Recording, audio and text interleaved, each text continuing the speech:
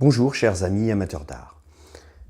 Dans cette deuxième partie sur l'analyse d'une œuvre, donc comment apprécier et analyser une œuvre, nous avions vu dans la première partie qu'il fallait donc décrire l'œuvre en général, donc sa structure, ce que c'était une statue, un tableau de peinture, une photographie, une œuvre de musique, etc.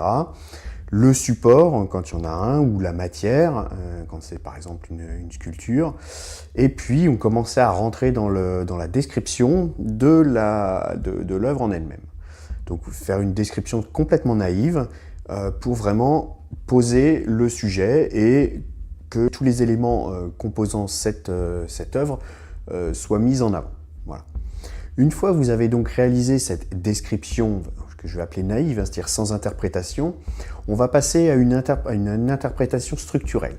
C'est-à-dire que là, c'est la deuxième phase de l'analyse. On va essayer de commencer à regarder comment a été construit finalement un petit peu cette photographie, quelles sont les lignes de force, quels sont les points de focus, comment est organisée la scène, quelles sont les masses, on va parler aussi de masses, en couleur ou en noir et blanc, peu importe, ça peut être donc des couleurs qui représentent certaines masses ou des aplats. Je vais vous proposer donc une seconde œuvre, je vais analyser pour vous, et puis vous allez voir en même temps, donc je vais vous la présenter donc sur l'écran, et puis je vais vous faire les commentaires en direct, et puis je pense que sur l'écran je ferai des petits schémas pour essayer d'expliciter un petit peu plus ce que j'exprime par mes mots. Donc voici, donc cette œuvre, c'est donc une œuvre de Henri Cartier-Bresson, qui est donc un déjeuner au bord d'un canal d'eau. Donc ça, c'est ce qu'on aurait pu décrire dans la description naïve. Donc je vais continuer, alors là je vais un peu moins regarder la vidéo, mais de toute façon vous aurez l'image par-dessus, donc ça ne va pas être gênant. Donc ce qu'on peut remarquer sur cette photographie, c'est que les personnages, de par leur disposition et puis cette barque dans le fond, vont finalement en fait conduire le regard. Quand on regarde les personnages sur la partie gauche et les personnages sur la partie droite, ça forme comme une sorte de pyramide, donc avec deux lignes qui viennent finalement s'entrecroiser presque au niveau de la barque, et ces deux lignes finalement conduisent notre regard comme un peu un entonnoir du début du premier plan jusque presque l'arrière-plan de la scène. Donc ça permet donc au spectateur de rentrer dans l'image par ces deux directions pour aller finalement descendre en fait comme un petit peu les invités, descendre vers la berge, se retrouver dans la barque et voire même continuer au-delà de l'image. Ce qu'on peut également voir, c'est qu'on a des lignes aussi qui vont un petit peu nous stopper. Donc la ligne du cadre supérieur, tout en haut, puisque là, paf, on arrive, c'est la fin de l'image, on ne voit pas ce qu'il y a au-delà, on ne voit pas ce que voient finalement ces personnes en train de déjeuner sur les berges. Nous, on ne voit que ce qui est en plongée vis-à-vis d'eux. On n'a pas le même horizon qu'eux. Donc notre horizon est bouché par cette ligne représentée par le cadre, et donc notre regard va être bloqué malgré en fait les lignes de fuite qui nous incitent à partir vers ce bord.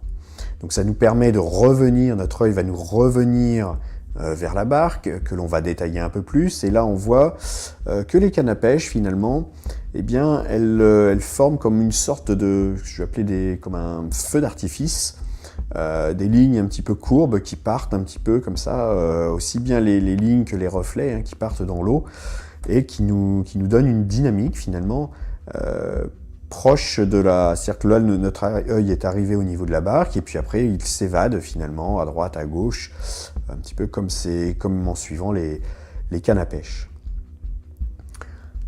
Pour revenir sur la structure, on voit qu'elle est faite en opposition. C'est-à-dire que quand vous regardez cette photo, on a à peu près 50% de terre et 50% d'eau.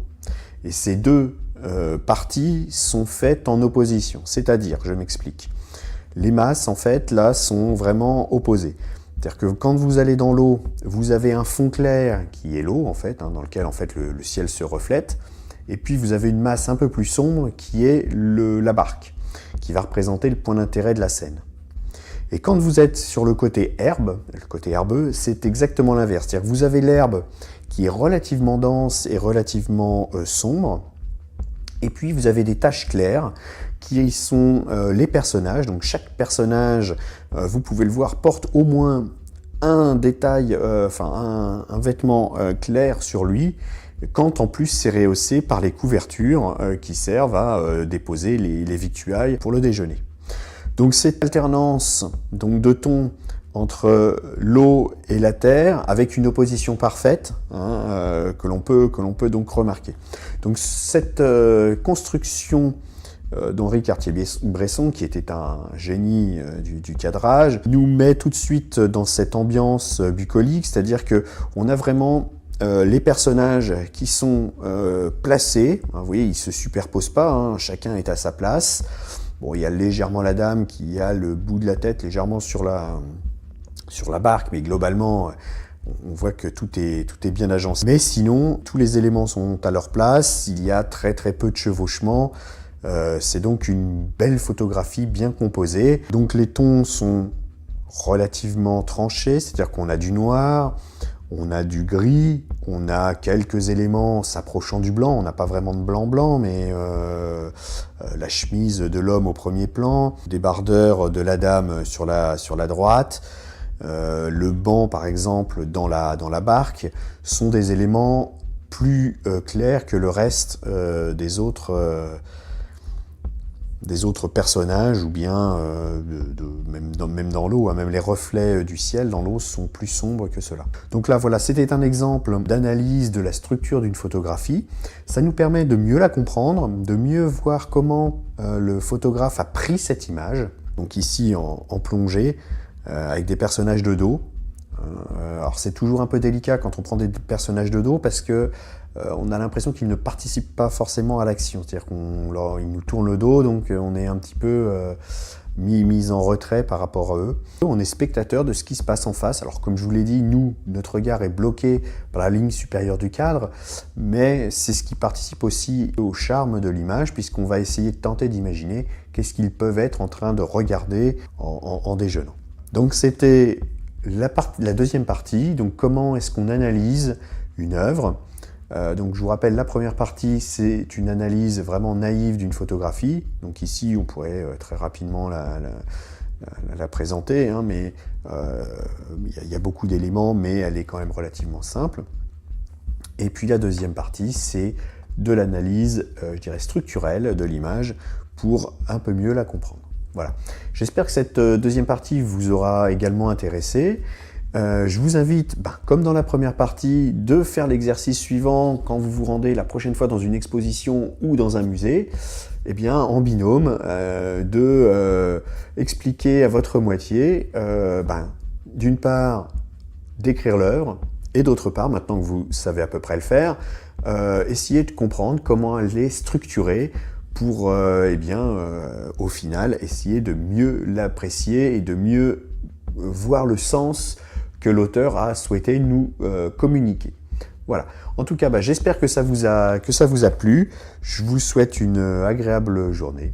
Au revoir.